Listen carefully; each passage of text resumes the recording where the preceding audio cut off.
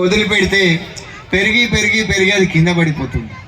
కానీ అదే మొక్కను చక్కగా పెట్టినప్పుడు ఎంత ఎత్తు పెరిగినా ఎంత బలంగా ఉన్నా కానీ ఏ గాలి వీచినా ఏ తుఫాన్లు వచ్చినా ఆ మొక్క పడిపోదు. అందుకే ప్రాథమిక విద్య అనేటువంటిది ఒక విద్యార్థి దశలో అత్యంత ప్రాముఖ్యతను కలిగినటువంటిదని నేను ఈ సందర్భంగా తెలియజేస్తున్నాను. అలాంటి కర్తవ్యాన్ని మానస మేడం గారు అండ్ ఈ పాఠశాల ఉపాధ్యాయ బృందం తీసుకొని అహర్నిశలు ఆ పిల్లల యొక్క బంగారు భవిష్యత్తు కొరకు కృషి చేస్తున్నందుకు వారికి అబ్దుల్ కలాం ఫౌండేషన్ పక్షాన అభినందనలు తెలియజేస్తున్నాను.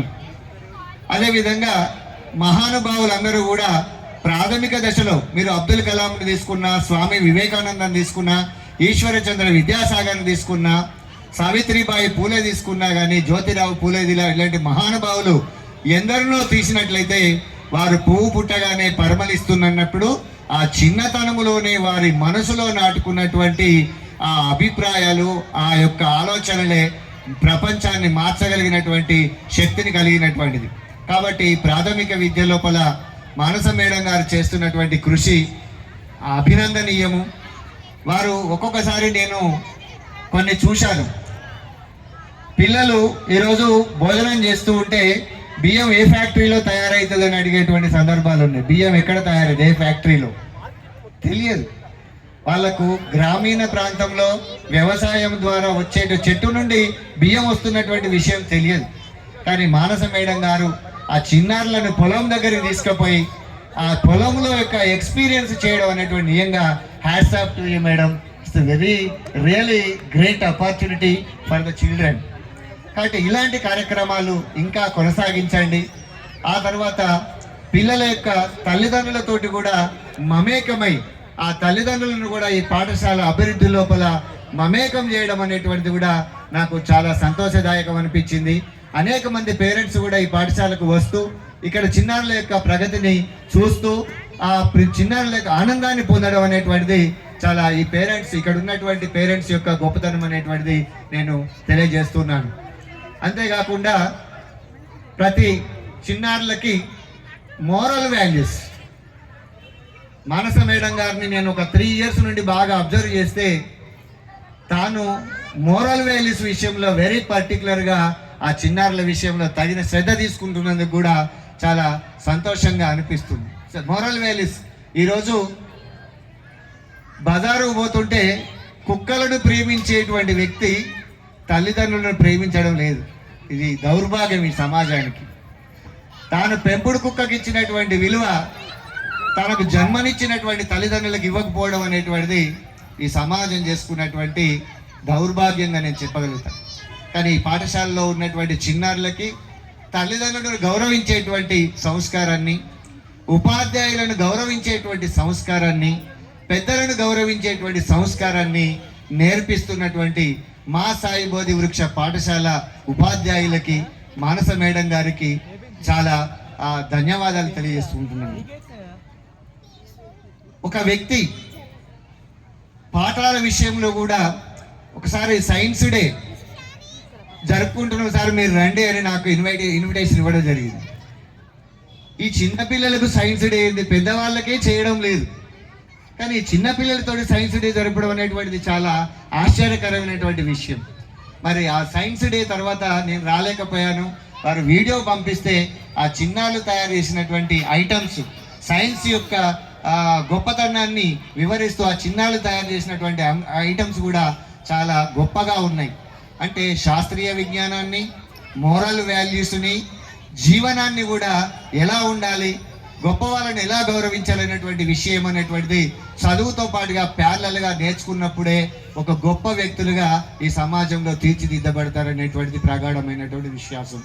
కాబట్టి తల్లిదండ్రులు చాలా ఈ పాఠశాల పక్షాన ఒక మేనేజ్మెంట్ మాత్రమే కృషి చేస్తే సరిపోదు. తల్లిదండ్రులుగా మన పిల్లవాడు ఉన్నతంగా చేయాలంటే మనం డబ్బులు కట్టి పోయినంత మాత్రాన సరిపోదు. ఒక వ్యక్తి యొక్క సమగ్రాభివృద్ధి, సర్వోన్నతమైనటువంటి గొప్ప వ్యక్తులుగా తీర్చిదిద్దబడాలంటే తప్పనిసరిగా మీ పేరెంట్స్గా మీరందరూ కూడా ఇన్వాల్వ్ అయ్యి మన పిల్లల యొక్క బంగారు భవిష్యత్తుకు అందరం కలిసి పనిచేయాల్సినటువంటి అవసరం ఉన్నది. ఈనాడు పిల్లలకి ఇంకొక విషయం ఏంటంటే రీడింగ్ హ్యాబిట్స్ కూడా ఉన్నది. మీరు గొప్ప వాళ్ళని ఎవరినైనా తీసుకోండి, అబ్రహాం లింకన్ తీసుకున్నా, స్వామి వివేకానందని తీసుకున్నా, మహాత్మా గాంధీని తీసుకున్నా కానీ, అబ్దుల్ కలాం గారిని తీసుకున్నా కానీ, రతన్ టాటా ఇటీవల కాలం చేసినటువంటి మహానుభావుడు రతన్ టాటాను తీసుకున్నటువంటి కానీ, ఈ అందరిలో ఒక ముఖ్యమైనటువంటి క్వాలిటీ ఉంది. ఏంటి అంటే రీడింగ్ ది బుక్స్. ఎప్పుడైతే ఒక వ్యక్తి పుస్తకాలు చదవడం అనేటువంటిది నేర్చుకుంటాడో తప్పనిసరిగా మహోన్నతమైనటువంటి వ్యక్తిగా తీర్చిదిద్దబడతాడు అనేటువంటిది ఈ సమాజంలో ప్రూవ్ అయినటువంటి విషయం. కాబట్టి పిల్లల ఇంటికాడ కూడా పేరెంట్స్ కూడా తగినటువంటి శ్రద్ధ తీసుకొని పిల్లల్ని పుస్తకాలు చదివించేటువంటి విధంగా, చిన్న పుస్తకాలే కావచ్చు, పెద్ద పుస్తకాలే కావచ్చు, వాళ్ళకి ఇంట్రెస్ట్ అయినటువంటి పుస్తకాలు తీసుకొని వచ్చి ఆ పుస్తకాలను చదివించేటువంటి ఈ కార్యక్రమాన్ని చేపట్టాలిగా నేను చూస్తూ ఉన్నాను.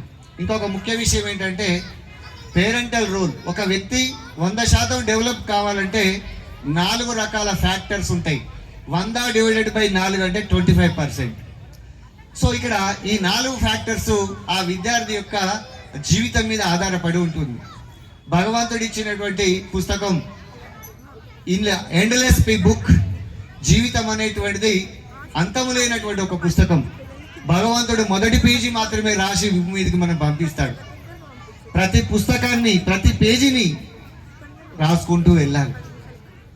అనేకమైనటువంటి కష్టాలను ఎదుర్కోవడం అనేటువంటి జరుగుతుంది. పిల్లలకి సుఖంగా ఉండాలి, నా బిడ్డ కష్టపడొద్దు అనేటువంటి విషయాన్ని పక్కకు పెట్టి కష్టం అంటే ఏందో పిల్లలకు తెలియజేసే విధంగా ప్రతి తల్లిదండ్రులు, ఉపాధ్యాయులు శ్రద్ధ తీసుకోవాల్సిందిగా కోరుతున్నాను. సో ఇక్కడ ఒక వ్యక్తి సమగ్రాభివృద్ధి చెందాలంటే పాఠశాల నుండి నేర్చుకోవాల్సింది కేవలం 25% మాత్రమే ఉంటుంది. తన కుటుంబం నుండి నేర్చుకోవాల్సింది ఒక 25% ఉంటుంది. సమాజం, ఆ విద్యార్థి తిరుగుతూ ఉన్నటువంటి తన చుట్టూ ఉన్నటువంటి సమాజం నుండి ఒక 25% నేర్చుకుంటాడు. ఆ తర్వాత విద్యార్థి తన స్నేహితుల ద్వారా ఒక 25% నేర్చుకుంటాడు. మొత్తము ఇందులోపల తల్లిదండ్రులు, ఉపాధ్యాయులు, తన చుట్టూ ఉన్నటువంటి సమాజం, తనతోటి తిరిగేటువంటి మిత్రులు, వీరందరూ కూడా పర్ఫెక్ట్గా ఉన్నప్పుడే ఒక వ్యక్తి మహోన్నతిగా తీర్చిదిద్దడం అనేటువంటి జరుగుతుంది. కాబట్టి ఈ విషయంలో తల్లిదండ్రులు పిల్లల్ని ఎవరితోటి స్నేహం చేయాలి, ఏ పాఠశాలకు పంపించాలి, పిల్లల ముందు తల్లిదండ్రులు ఏం మాట్లాడుకోవాలి, కష్టమంటే తెలియకుండా పెంచడం దయచేసి పెంచకండి. సో చాలా ఈ చిన్నారులు గులాబీ మొగ్గలు లాంటి వాళ్ళు, అలాంటి గులాబీ మొగ్గల్ని వికసింప చేయాలి అంటే ఈ 4 ఫ్యాక్టర్స్ తప్పకుండా ఉండాలి. ఇంకా చిన్నపిల్లలు కాబట్టి మంచి మోరల్ వాల్యూస్, నీతి కథలను చెప్పండి. అంతేగాని టీవీ పెట్టి ఈ పనికిరానటువంటి ప్రోగ్రామ్స్ని పిల్లల్ని చూపెడితే వాళ్ళు ఎందుకు పనికి రాకుండా పోతారనేటువంటి విషయాన్ని నేను మీ ముందుకు తీసుకొని వస్తున్నాను. ఒక మంచి ప్రోగ్రాం, పడుకునే ముందు చక్కటి సంగీతం, మంచి పాటలు వచ్చేటువంటి కార్యక్రమాన్ని మీరు చూస్తూ, ఆ పిల్లల్ని చూస్తూ పడుకునే ముందు చక్కటి సంగీతాన్ని వినిపించినట్లయితే భవిష్యత్తులో మంచి ఆరోగ్యవంతులుగా తీర్చిదిద్దబడుతూ ఉంటారు. డబ్బులు ముఖ్యం కాదు, ఆరోగ్యం కూడా ముఖ్యమే, చదువు ముఖ్యమే. కాబట్టి ఇక్కడ జీవితం అనేటువంటిది ఒక పెద్ద తాళం లాగా భావించినట్లయితే ఈ తాళంకు ఉన్నటువంటి ఒక చిన్న కీ, ఒక పెద్ద తాళం, జీవితం అనేటువంటిది లైఫ్ ఈజ్ ఎ లాక్. ఈ పెద్ద తాళానికి ఈ విద్య అనేటువంటిది చిన్న తాళం చేయి. తాళం చాలా పెద్దగా ఉంటుంది. ఒక పెద్ద ఇంటిని ఒక చిన్న తాళం బంధించి పెడుతుంది, కానీ ఒక చిన్న తాళం చెవి ఆ ఇంటిని ఓపెన్ చేయడం జరుగుతుంది. కాబట్టి ఒక వ్యక్తి యొక్క వికాసం కానీ, ఒక వ్యక్తి యొక్క గొప్పతనం కానీ చదువు మాత్రమే. ఆ తాళం లాంటిది ఆ చదువు కీ. కాబట్టి చదువు మనకు ఆయుధంగా పనికొస్తుంది. కాబట్టి చదువు పట్ల, సంస్కారం పట్ల, నీతి నియమాల పట్ల పేరెంట్స్, ఉపాధ్యాయులు సరి అయినటువంటి శ్రద్ధ వహించాల్సిందిగా నేను కోరుతూ ఉన్నాను. ఒక చిన్న విషయం చెప్తా. ఈనాడు పేరెంట్స్ పెద్దవాళ్ళు ఎలా ఉన్నారంటే తెలిసి కొన్ని, తెలియక కొన్ని కార్యక్రమాలు చేస్తూ ఉన్నారు. మెయిన్గా నేను పేరెంట్స్కి చెప్పేది ఏంటంటే పిల్లల ముంగట డబ్బుల గురించి మాట్లాడకండి. పిల్లల గురించి పిల్లల ముంగట కష్టం గురించి మాట్లాడకండి. వీఆర్ వెరీ హ్యాపీ అని చెప్పండి. ఆప్టిమిస్ట్గా ఉండాలి, పెసిమిస్ట్గా ఎప్పుడు కూడా ఉండవద్దు. ఎప్పుడు కూడా ఆశావాదిగా ఉండాలి. మనకు తెలుసు కొన్ని కార్యక్రమాలు అవి జీవితంలో ఎంత చేసినా జరగదనే విషయం మనకు తెలిసినప్పటికీ అది జరుగుతుంది అనే పిల్లలకు చెప్పాలి. వాళ్ళని ఎప్పుడు కూడా ఆప్టిమిస్ట్గా తయారు చేయాలి తప్ప వాళ్ళను నిరుత్సాహపరిచి ఒక పెసిమిస్ట్గా అంటే నిరాశావాదిగా ఎప్పుడు కూడా ఉంచకూడదు. సమాజంలో అనేక విషయాలు మనము తెలుసుకోవచ్చు. ఈనాడు ఇన్ని లైట్లు, అద్భుతమైనటువంటి లైట్ల మధ్య ఈ చక్కటి సెలెస్టియల్ ప్రోగ్రాం జరుగుతూ ఉంది. మరి ఈ లైట్ను కనిపెట్టినటువంటి థామస్ ఆల్వా ఎడిసన్ ఈ లైట్ను కనిపెట్టడానికి 10,000 ప్రయోగాలు చేశాడు. ఆఫ్టర్ 10,000 ఎక్స్పెరిమెంట్స్ ఈ ఇన్వెంటెడ్ ద లైట్. అంటే అన్నిసార్లు ఫెయిల్ అయిందని కాదు, అక్కడ ఆయనను అడిగితే చెప్తాడు, నేను అంత ఎక్స్పీరియన్స్ పొందాను, అన్ని మార్గాలను అంటే లైట్ను కనుక్కోవడానికి నేను చాలాసార్లు ఫెయిల్ అయినానని థామస్ ఆల్వా ఎడిసన్ ఎప్పుడు కూడా చెప్పలేదు. నేను అన్ని మార్గాలు లైట్ను కనుక్కోవడానికి 10,000 మార్గాలను నేను కనిపెట్టాను అని చెప్పేసి ఆయన చెప్పడం అనేటువంటి జరుగుతుంది. ఇలాంటి విషయాలు మనము చిన్నప్పటి నుండే పిల్లలకు నేర్పించాలి. నాకు బాగా గుర్తు, ఇవాళ నన్ను ఈ స్టేజ్ మీదకి మానస మేడం గారు పిలిచారు అంటే నిజంగా ఇవాళ నేను మా పేరెంట్స్కి నేను ధన్యవాదాలు తెలియజేసుకుంటున్నాను. చిన్నప్పుడు మా అమ్మ సత్యహరిశ్చంద్ర ఆ స్టోరీ చెప్పేది, అబద్ధాలు ఆడొద్దు అనేది.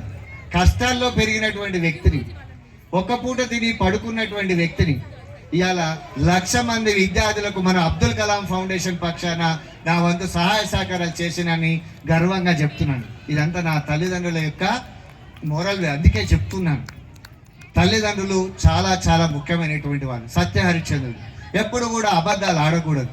చిన్న చిన్న మిస్టేక్సే ఒక పెద్ద మిస్టేక్ అయి ఒక దొంగ డెకైడ్గా మారేటువంటి అవకాశం ఉంటుంది. మనకు చిన్నగానే అనిపిస్తూ ఉంటుంది. ఒక వ్యక్తి జీవితంలో ఒక కోర్టు లోపల ఒక భయంకరమైనటువంటి నేరస్తుడిగా తయారైనటువంటి ఒక వ్యక్తిని ఆ బోన్ లోపల పెట్టి జడ్జి గారు పిలిపించినప్పుడు అక్కడ ఉన్నటువంటి పోలీసు వాళ్ళు, నీ చివరి కోరిక ఏంటి అంటే వారు చెప్తారు, నేను మా అమ్మా నాన్నను కలవాలి, నేను మా అమ్మా నాన్నతోటి మాట్లాడాలనేటువంటి విషయాన్ని తెలియజేస్తే, ఇది సింపులే కదా, ఎవరికైనా అమ్మా నాన్నలు కలవాలని కోరుకుంటారు కదా అని చెప్పేసి ఆ కోర్టు హాల్లోకి వాళ్ళ అమ్మా నాన్నను పిలిపించినప్పుడు ఈ నేరస్తుడైనటువంటి కొడుకు అమ్మా నాన్నను పట్టుకొని ఏమంటాడో తెలుసా? అమ్మా, వీళ్ళందరూ దుర్మార్గులు. ఎవరు? లాయరు, డాక్టర్లు, పోలీసులు అందరూ కూడా వీళ్ళందరూ దుర్మార్గులు. నన్ను అన్యాయంగా జైల్లో పెట్టారు, నాకు ఉరిశిక్ష విధించారు అని చెప్పాడని మీరు అనుకుంటున్నారా? వాళ్ళ తల్లిదండ్రులు అన్న మాటలు ఇవి. ఎందుకు? ఒక చిన్న నోట్ అన్న, ఈ మన పార్కింగ్ కు చాలా ఇబ్బంది, అలాగే పోలీస్ వారి ఇబ్బంది కూడా జరుగుతుంది కాబట్టి లెఫ్ట్ సైడ్ కానీ రైట్ సైడ్ లో మరి పార్కింగ్ కోసం కూడా ప్లేస్ ఉందండి. పేరెంట్స్ కానీ ఇతర ఎవరైనా సరే దయచేసి పార్కింగ్ వెహికల్స్ అని ఇట్లా పెట్టుకోవాలి, రోడ్ మీద కాకుండా. ప్లీజ్ రైట్ పార్కింగ్ లో పెట్టాల్సిందిగా కోరుతున్నాను, ప్లీజ్. సో ఆ కన్న తల్లిదండ్రులు కన్న ప్రేమ చాలా గొప్పది. నేను అప్పుడప్పుడు చెప్తూ ఉంటా, మా అమ్మ నాకేం పంచియలే, మా నాయనేం పంపించలేదు, మా తమ్మునికే ఎక్కువ ఆస్తి ఇచ్చి నన్ను ఇవ్వడం లేదని భార్యతోటి పిల్లలతోటి చెప్పి చేస్తూ ఉంటారు. కన్న తల్లికి మించినటువంటి ప్రేమ ఈ ప్రపంచంలో ఏది లేదు. ఏది కూడా కన్న తల్లి ప్రేమకు సమానమైనటువంటిది ఏది కూడా లేదు.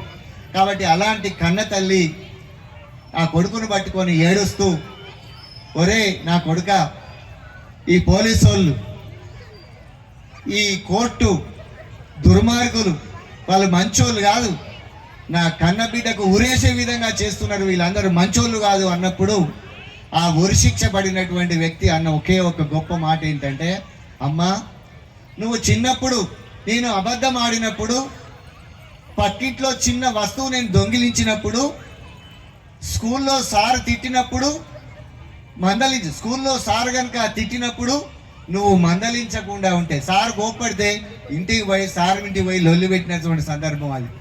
దొంగతనం చేసినప్పుడు ఎంకరేజ్ చేసినటువంటి సందర్భం, అబద్ధాలు ఆడినప్పుడు ఎంకరేజ్ చేసినటువంటి సందర్భం ఇలా నన్ను నేరస్తునిగా, నా జీవితానికి ఉరిశిక్ష పడేటువంటి వ్యక్తిగా తయారు కావడానికి పోలీసు వాళ్ళు కాదు, లాయర్ కాదు, నా స్నేహితులు కాదు, ఈ పెంపకమే కారణమని చెప్పడానికే నేను మిమ్మల్ని కోర్టు హాల్లోకి పిలిపించాను అనేటువంటిది చెప్పడం జరిగింది. కాబట్టి తల్లిదండ్రుల యొక్క పాత్ర ఎంత గొప్పదో మనము తెలుసుకోవాలి. గురువుల విషయం నెక్స్ట్ 25% గురువులు అని చెప్పాను కదా.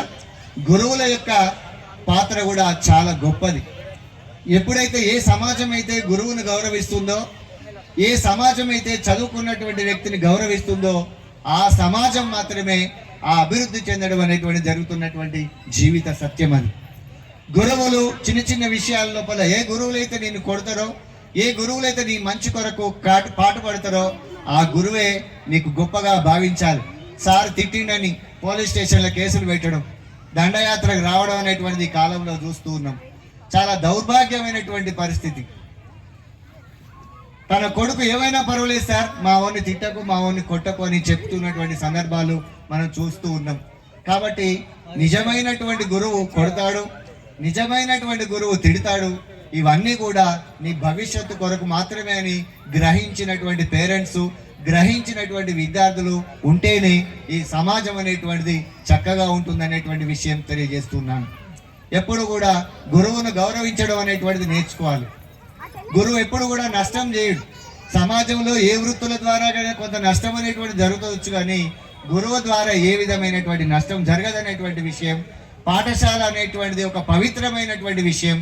అలాంటి పవిత్రమైనటువంటి కార్యక్రమాన్ని తన భుజస్కంధాల మీద వేసుకొని వేలాది మంది విద్యార్థులను ఉన్నతులుగా తీర్చిదిద్దుతున్నటువంటి మానస మేడం గారికి, ఆ మానస మేడం యొక్క టీం గారికి మన యొక్క అబ్దుల్ కలాం ఫౌండేషన్ పక్షాన హృదయపూర్వకమైనటువంటి నమస్సుమాంజలు తెలియజేస్తున్నాను.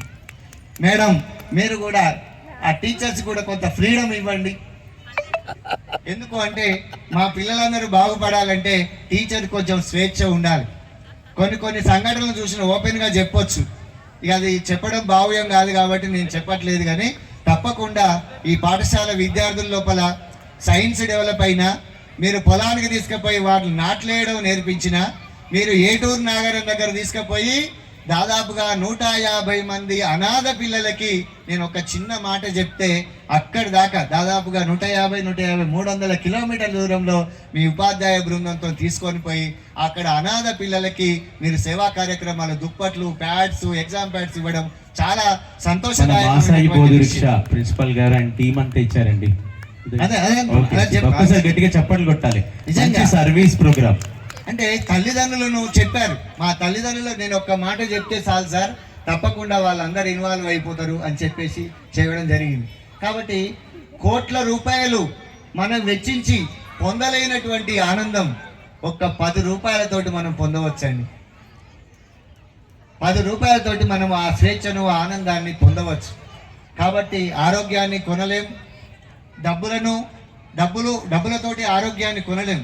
కాబట్టి మంచి సేవాభావం కలిగినటువంటి పిల్లలుగా, తల్లిదండ్రులుగా మీరందరూ చేసినందుకు ఇక ముందు కూడా ఇలాంటి కార్యక్రమాలను కొనసాగిస్తూ ఎంతో మంది పేదింటి బిడ్డలు, అబ్దుల్ కలాములు కావాల్సినటువంటి వాళ్ళు, స్వామి వివేకానందలు కావాల్సినటువంటి వాళ్ళు, అంబేద్కర్ లాగా తయారు కావాల్సినటువంటి వాళ్ళు ఈ సమాజంలో నిరాదరణకు గురైనటువంటి వాళ్ళు ఉన్నారు. కాబట్టి మాసాయి బోధి వృక్ష పాఠశాల ఉపాధ్యాయ బృందం, పేరెంట్స్ అందరూ కూడా అలాంటి వాళ్ళకి సహాయ సహకారాలు అందిస్తున్నందుకు మీకు వేల నమస్సులు తెలియజేస్తూ ఈ చక్కటి అవకాశం ఇచ్చినటువంటి మీ అందరికి కూడా హృదయపూర్వక నమస్సులు. జై కలాం, జై భారత్. థ్యాంక్ యూ అన్న గారు. మరి మోరల్ వాల్యూ